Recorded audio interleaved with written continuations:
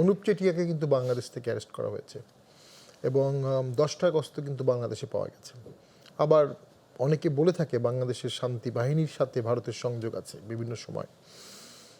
ভারত এবং বাংলাদেশের সম্পর্কটা হতে হবে মর্যাদার, সমান সমান এবং ভালোবাসার।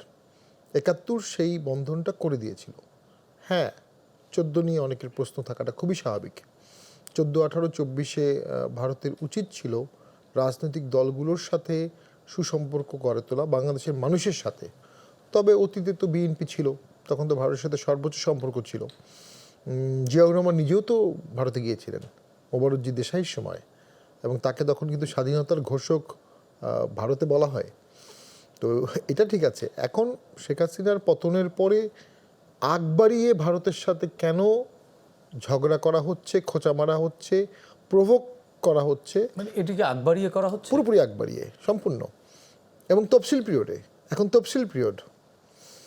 এখন অনুপ চেটিয়াকে বাংলাদেশ প্রত্যাবর্তন করে 2019 সালে। আমাদের সাথে ভারতের চুক্তি হয়েছিল 2013 সালে, 6 বছর পরে। 16 সালে সংশোধনী 16 সংশোধনী হয়েছিল। তাহলে আপনি এখনই শেখ হাসিনাকে প্রত্যাবর্তনের জন্য কেন ভারত অভিমুখে হাইকমিশন করবেন? আর রিসেন্ট টাইমে তো কোনো বর্ডার কিলিংও হয়নি। সো ভারতের সাথে ইস্যুগুলো যেটাতে রিয়েল আমাদের কনসার্ন, এটা কিন্তু এই মুহূর্তে নাই। 71 সালে ভারত আমাদের অসাধারণ সমর্থন দিয়েছিল, 1 কোটি রিফিউজি হোস্ট করেছিল, এবং বঙ্গবন্ধুর এক কথায় হতবাক হয়েছিল ইন্দিরা গান্ধী, কিন্তু টোটাল সোলজার কিন্তু বাংলাদেশ ছেড়ে যায়। তখন যদি ভারতীয় সোলজার বলতো আমরা আরও 10 বছর থাকবো, বাংলাদেশের অ্যাবসলিউটলি কিছুই করার ছিল না। তখন যদি ভারতীয় সোলজার বলতো যে ওই ডিস্ট্রিক্টটা আমার সিকিউরিটির জন্য প্রয়োজন, আমি একটা এলোমেলো লাগিয়ে ওই ডিস্ট্রিক্টটা নিয়ে নিলাম, বাংলাদেশের অ্যাবসলিউটলি কিছুই করার ছিল না। সো বাংলাদেশের ল্যান্ড নিয়ে ভারতের কোনো আগ্রহ নাই। বাংলাদেশের মানুষের সাথে সুসম্পর্ক ভারতকে রাখতে হবে, বাংলাদেশেরও রাখতে হবে। বাংলাদেশের আগ্রহ নিয়ে ইন্ডিয়ার আগ্রহ একটা জায়গায়, এখানে যদি ইসলামিক টেরোরিজম হয় অথবা এমন কিছু করা হয় যেটা তার ল্যান্ডে ডিস্টার্ব করবে, সেটা স্বাভাবিকভাবেই শক্তিশালী প্রতিবেশী হিসাবে ভারত টলারেট করবে না। মানে অমন কোনো বাস্তবতার দিকে কি আমরা যাচ্ছি? এমন কোনো সিমটম আপনি দেখছেন? ওই যে 7 সিস্টার ধ্বংস করে ফেলবো, দিল্লি দখল করে ফেলবো, দিল্লির দিকে পদযাত্রা শুরু করবো, এগুলো তো সবই রেটরিক। না, আপনি একটা ফরেন পলিসিতে রেটরিক, এবং যারা এগুলো বলছে তারা বর্তমান সরকারের খুব কাছের মানুষ, তারা বর্তমান সরকারের প্রধান, তাদের সাথে বসেন। ভারতেও 2-1 বাংলাদেশ বিরোধী আজে বাজে কথা বলে, তারা কিন্তু নরেন্দ্র মোদী থেকে যোজন যোজন দূরের বিষয়। ভারতীয় পররাষ্ট্র সচিব অথবা যারা দায়িত্বপ্রাপ্ত ব্যক্তি, তারা কিন্তু এগুলো কথা বলে না। হ্যাঁ, দিল্লি অনেকবার দখল হয়েছে। চেঙ্গিস খান দিল্লি তো মোহাম্মদ ঘুরি দখল করেছে, পাঞ্জাব, মুলতান, ঘুর রাজ্য থেকে এসে মোহাম্মদ ঘুরি 2বার দিল্লি অ্যাটাক করেছিল। প্রথমবার হচ্ছে first battle of Tarain 1191, Prithviraj চৌহানের সাথে হেরে গিয়েছিল মোহাম্মদ ঘুরি। তখন টোটাল রাজপুতরা একসাথে ছিল। তখন ইন্ডিয়া এত বড়ও ছিল না, ইন্ডিয়া তখন হাফ অফ ইন্ডিয়া ছিল।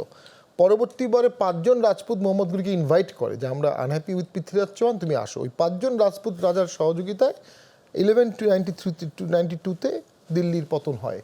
তখন বহু মন্দির টন্দিরও ভাঙা হয়। দিল্লিতে গেলে কিন্তু আপনি কোনো পুরনো মন্দির পাবেন না, সাউথ ইন্ডিয়াতে পাবেন, কারণ সাউথ ইন্ডিয়া অনেক পরে কনকার হয়েছে। এরপরে তো মুসলিম শাসন শুরু হলো। তারপরে চেঙ্গিস খান আসলেন ইলতুৎমিশের সময়। চেঙ্গিস খান দিল্লি অনায়াসে দখল করতে পারতেন, কিন্তু উনি দিল্লির কাছাকাছি এসে আবার মঙ্গল রাজ্যে ব্যাক করে। কেউ বলে উনি দিল্লির সৌন্দর্য নষ্ট করতে চাননি, কেউ বলে ওনার নিজ এলাকায় গৃহযুদ্ধ হয়েছিল। এরপরে তুগলকের সময় তৈমুরলং আসেন, দিল্লি দখল করেন, টোটাল দিল্লি মাটির সাথে মিশিয়ে দেন। যখন তৈমুরলং দিল্লি ছেড়ে চলে যান, তখন পিছনে তাকে বালি ছাড়া কিছু দেখা যাচ্ছিল না, এবং দিল্লি থেকে উনি প্রচুর ধন সম্পদ আর কারুকাজ করতে পারে এমন আর্কিটেক্ট নিয়ে গিয়েছিলেন, নিয়ে উনি সামরকান্দ সাজিয়েছিলেন। সামরকান্দ থেকে এখান থেকে নিয়ে গিয়েছিলেন। এর অনেক দিন পরে আবার নাদির শাহ আসে, সিমিলার লেভেল অফ ডিস্ট্রাকশন দিল্লিতে হয়ে যায়। তারও অনেক দিন পরে যখন সিপাহী বিপ্লব হয়, সিপাহী মিউটিনি হয়, তারপরেও দিল্লি টোটালি ডিস্ট্রাকশন হয়। তো এই ঘটনাগুলো কি বাংলাদেশের জনগণ দিল্লি গিয়ে করতে পারবে? তারা কি চেঙ্গিস খান? তারা কি তৈমুরলং? আমার দেশের স্বাধীনতা, আমার দেশের সমস্যা নিয়ে আমাকে চিন্তা করতে হবে। আমাকে তো আর 3000 মাইল, 1000 মাইল, 500 মাইল দূরের সমস্যা নিয়ে চিন্তা করার দরকার নেই। দেশের ভিতরে দুর্নীতি প্রচুর, দেশের ভিতরে দারিদ্রতা প্রচুর, দেশের ভিতরে অশিক্ষা প্রচুর, দেশের ভিতরে জঙ্গিবাদের কিছু আশঙ্কা দেখা যাচ্ছে।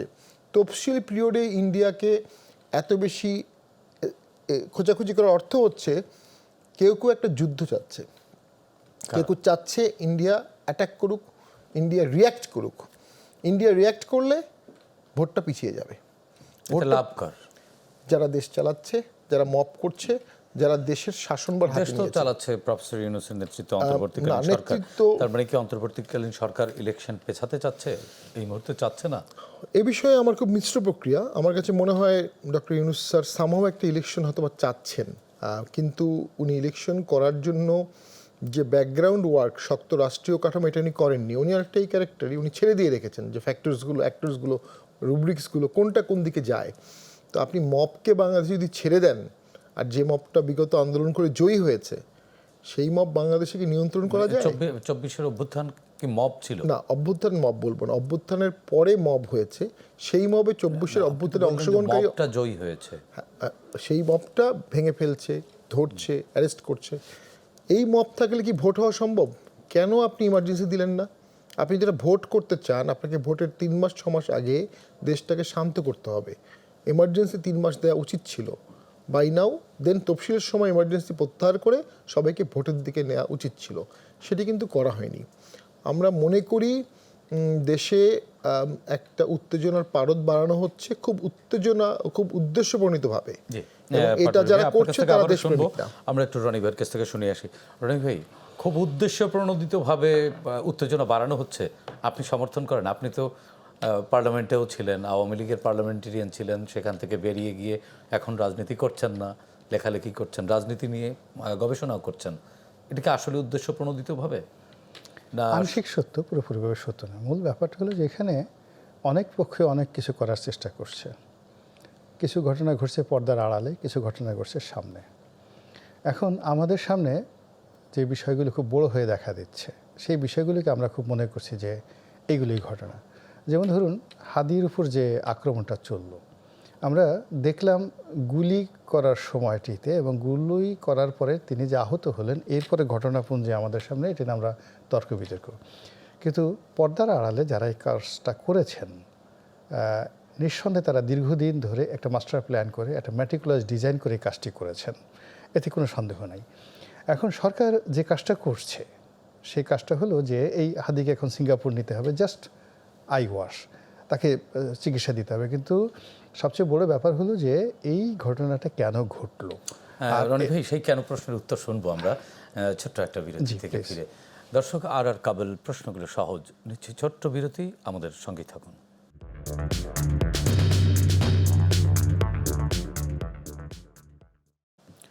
দর্শক, বিরতির পর আবারও স্বাগত জানাচ্ছে আর কাবল প্রশ্নগুলো সহজ। আমাদের সঙ্গে আলোচনায় যুক্ত আছেন সাবেক সংসদ সদস্য গোলাম মাওলা রনি এবং আছেন জাতীয় পার্টির মহাসচিব ব্যারিস্টার শামীম আহমেদ পাটোয়ারি।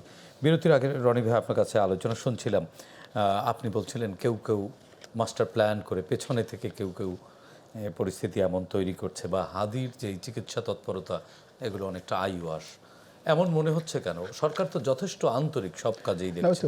মানে যথেষ্ট আন্তরিক বলতে কি, এখন সরকারকে তো আন্তরিকতা নিয়ে অনেক বিষয়, পাবলিক সেন্টিমেন্টটা দেখতে হয়। এখন হাদির উপরে আক্রমণ চলার পর যে কোনো কারণে একটা পাবলিক সেন্টিমেন্ট এখন সব হাদির পক্ষে চলে গেছে, মানুষ বিক্ষুব্ধ হয়ে গেছে। তো সেটার জন্য তাকে সিঙ্গাপুর নেওয়া, ভালো চিকিৎসা করা, ইটস ওকে, এটা পলিটিক্যাল স্ট্যান্ডার্ডে সবাই করে।